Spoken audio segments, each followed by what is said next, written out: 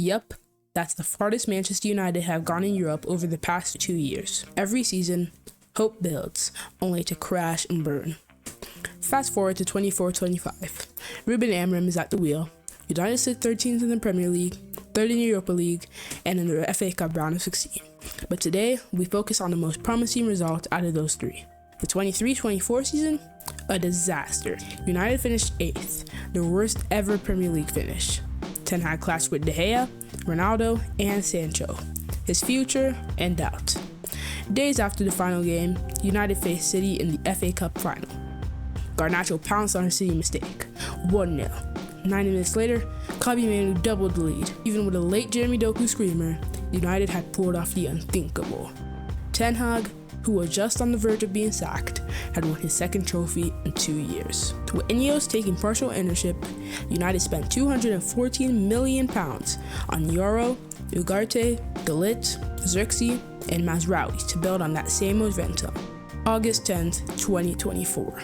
Community Shield rematch versus City. United struck first, but then lost on penalties after an Onana disaster class.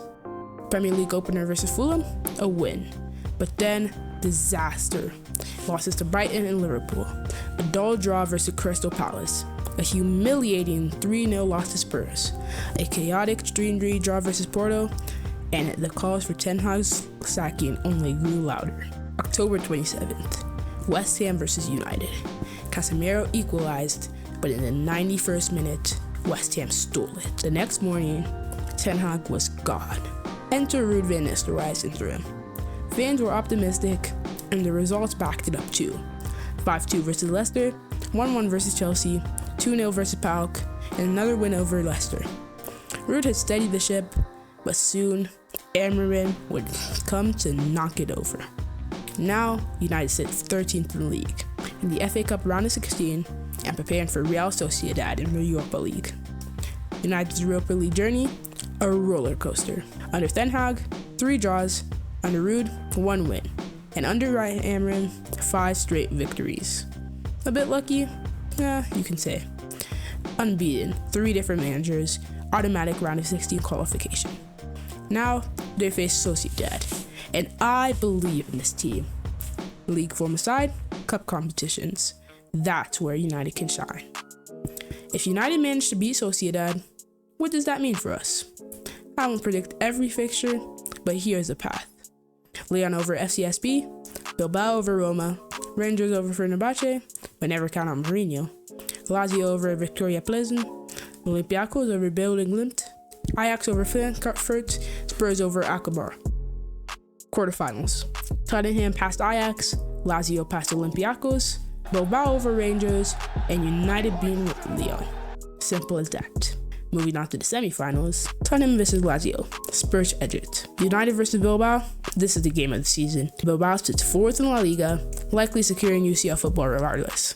Less pressure for them, and if Amorim rallied the squad, United can pull it off. Moving on to the final, United versus Tottenham.